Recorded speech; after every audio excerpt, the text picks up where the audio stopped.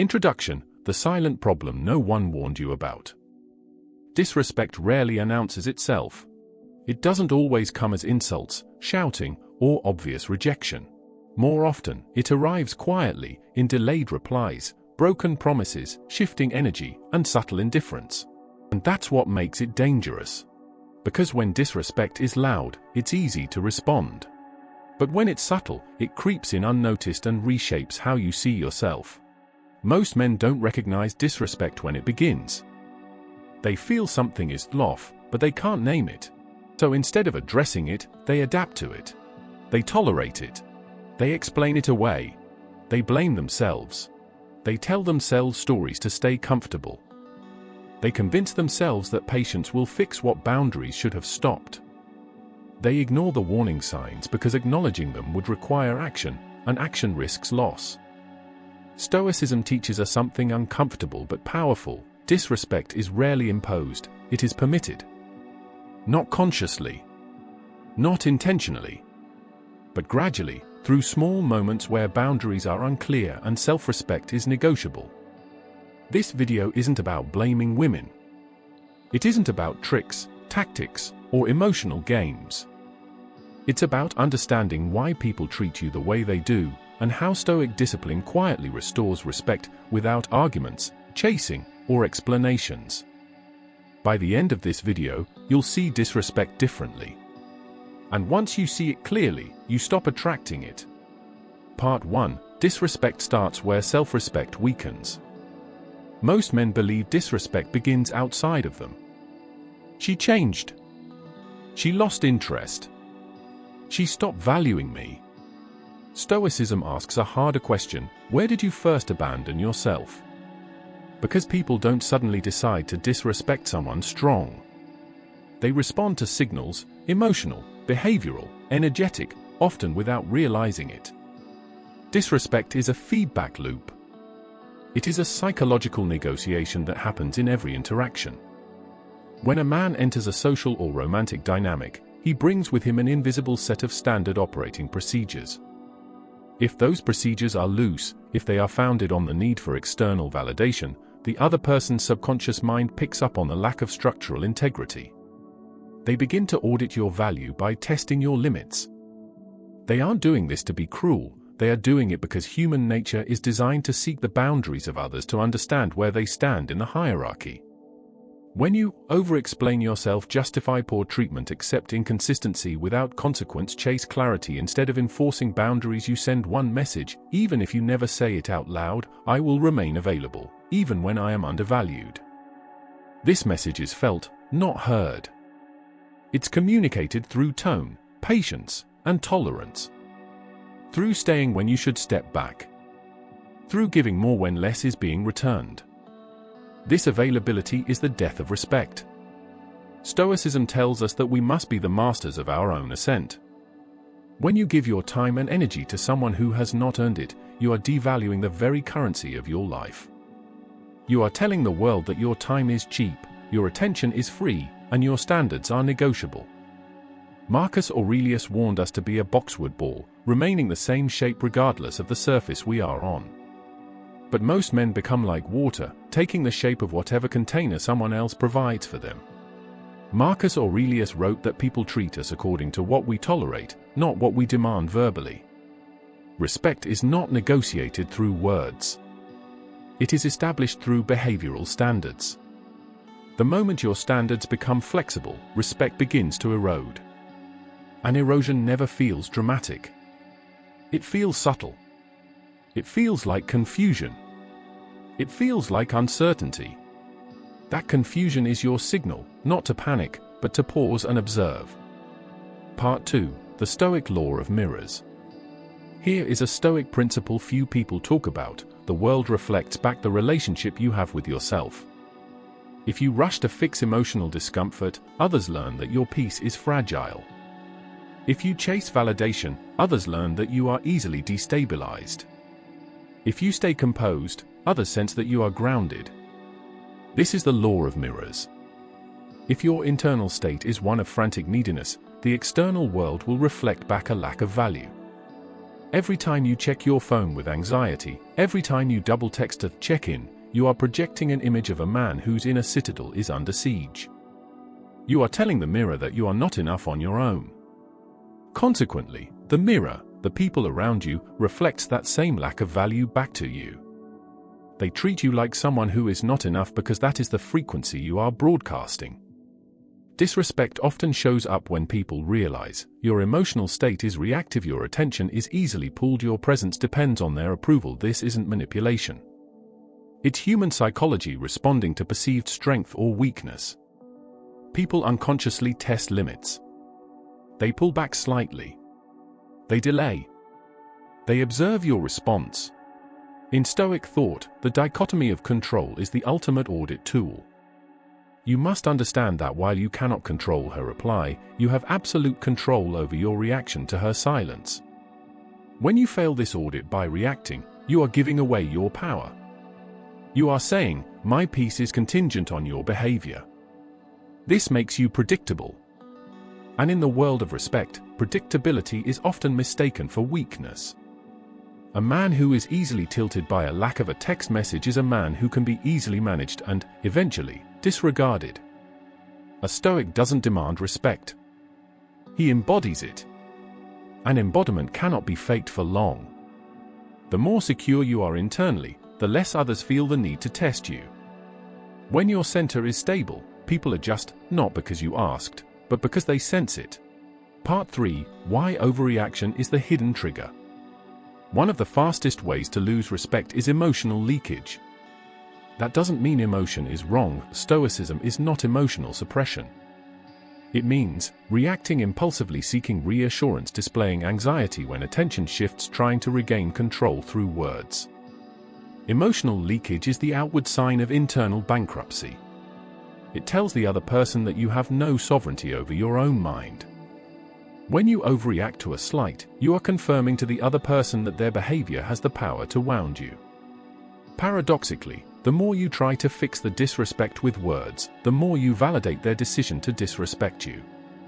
You are acting from a position of debt, trying to borrow back the respect you lost by being over-emotional. When you react to disrespect emotionally, you communicate that you are unsettled, you are invested beyond balance, you need the situation to change for peace. Epictetus warned against placing your inner state in external hands. The moment someone realizes they can influence your emotions by withdrawing, delaying, or withholding, the power dynamic shifts. And power, once shifted, rarely returns through explanation. Trying to explain your pain often confirms the imbalance. Calm observation would have preserved it. Stoic apatheia isn't about being a robot, it's about being unshakable. It is the ability to perceive a threat to your ego and let it pass through you without leaving a trace. When you leak emotion, you are leaving a trail for others to follow back to your insecurities. They see exactly where to press to get a reaction. A man who overreacts is a man who is being led by a leash of his own making. To regain respect, you must cut the leash. You must become the observer of the event, rather than the victim of it. Part 4: Calm is not passive, it is dominant. There is a misunderstanding about calmness. Many think staying calm means being passive or indifferent. In Stoicism, calmness is authority. A man who remains centered when circumstances shift sends a silent message: I am not ruled by this moment. Calmness forces others to self-reflect. Reaction gives them control. In any interaction, the person with the most frame wins. Frame is the ability to maintain your reality regardless of what is happening around you. If a woman is being disrespectful and you remain calm, you are maintaining a frame of high value.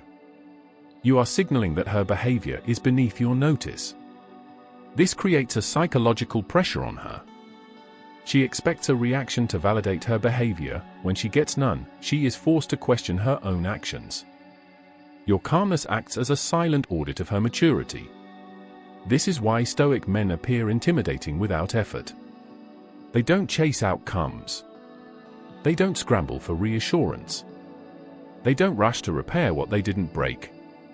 Silence, when grounded in self-respect, is not weakness. It is composure. And composure quietly reshapes power dynamics. By choosing silence over defensive speech, you are practicing what Zeno called living in accordance with nature. Nature does not explain itself.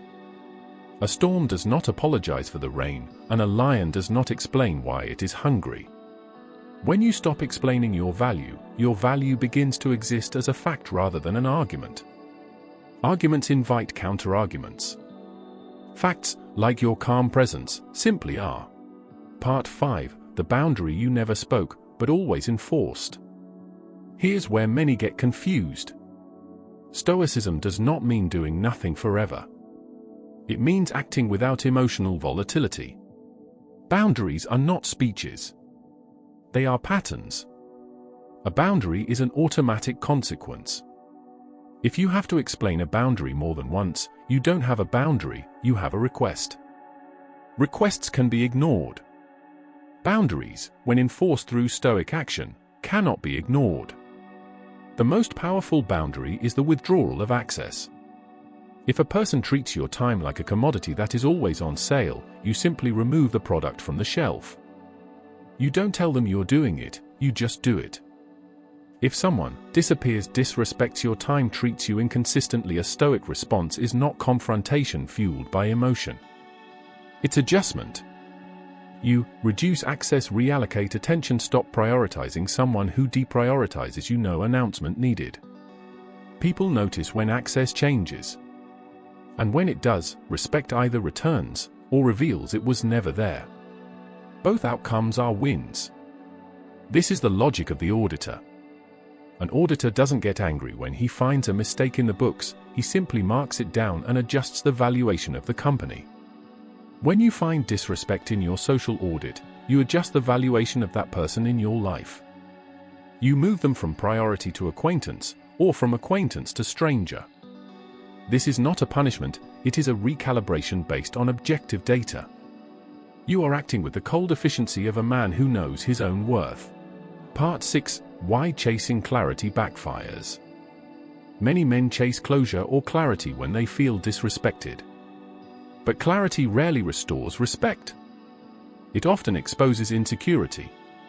When you ask, "Why are you acting like this? Did I do something wrong? Are you still interested?" you are signaling uncertainty in your own worth. When you ask for clarity, you are asking for assent from the person who is already devaluing you. You are giving them the power to define the relationship. Stoicism teaches us that we should never ask for what we already possess. If you know you are a man of value, you don't need her to clarify why she isn't texting back. Her silence is the clarity. Her inconsistency is the clarity. To ask for words when behavior has already spoken is to admit that you don't trust your own perception. Stoicism teaches self-validation. You do not need answers to act with dignity. You need standards. If behavior falls below your standards, the response is not interrogation, it's distance. Distance clarifies everything. Distance is the ultimate filter. It separates those who value your presence from those who only valued your attention. When you create distance without an emotional explanation, you are conducting a stress test on the relationship. If the other person realizes the loss and reaches out to restore the balance, the respect is restored. If they drift away into the distance, you have saved yourself months of wasted energy. Either way, the Stoic man gains clarity through his own self-discipline, not through someone else's words. Part 7. Detachment, the ultimate Stoic advantage. Detachment is not emotional numbness. It is emotional independence. When you detach from outcomes, you stop negotiating your worth, you stop needing validation, you stop fearing loss. Detachment is the ability to say, "It would be nice if she respected me, but it is not necessary for my happiness." This is the core of Stoic eudaimonia. When you are no longer attached to the outcome of an interaction, you become dangerous in the best way possible. You become unmessable. You can walk away from any table where respect is not being served.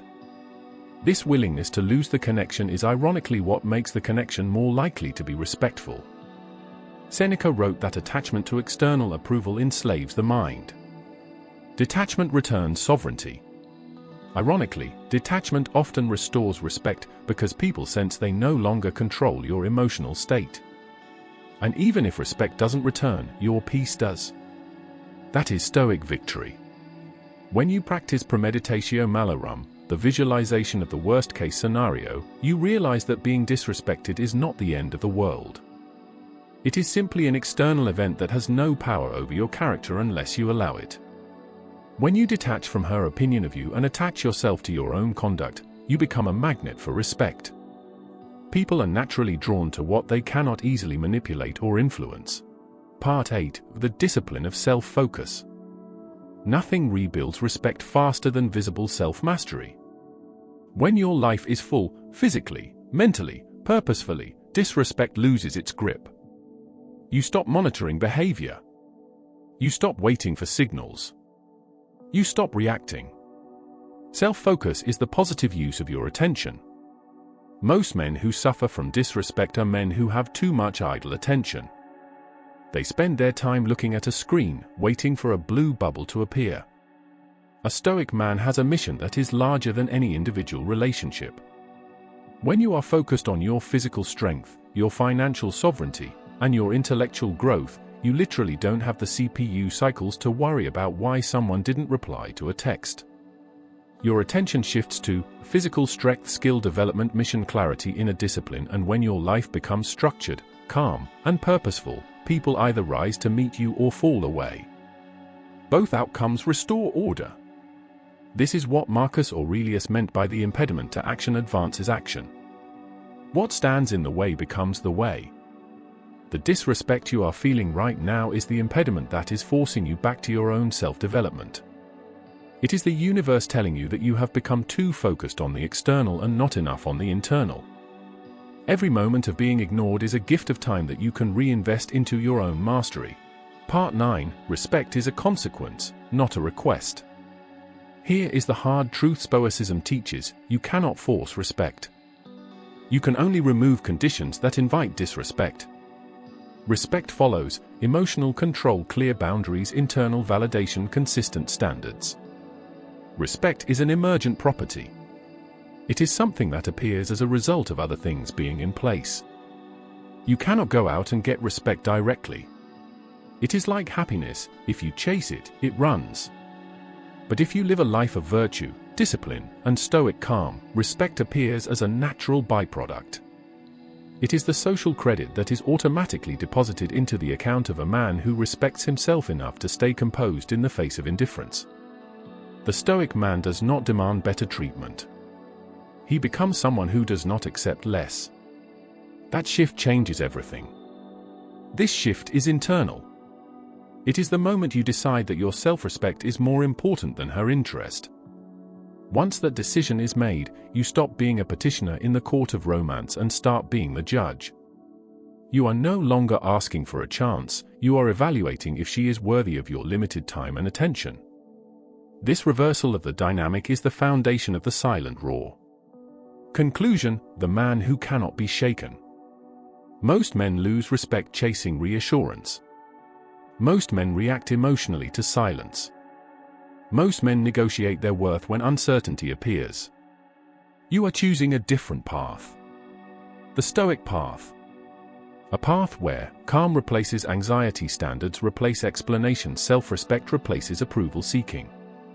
The Stoic path is the path of the internal audit. You are constantly checking the ledger of your own mind. Are you acting from a place of strength or a place of lack? Are you seeking the roar of the crowd or the roar of your own conscience? When you master your internal world, the external world has no choice but to fall in line. This is the ultimate silent move. From this point forward, disrespect is no longer something you fear. It becomes information. And information, when handled calmly, becomes power. Master yourself, and respect follows naturally. Not because you asked for it, but because you no longer tolerate its absence. You have stopped being a reactive element in someone else's story. You have become the author of your own.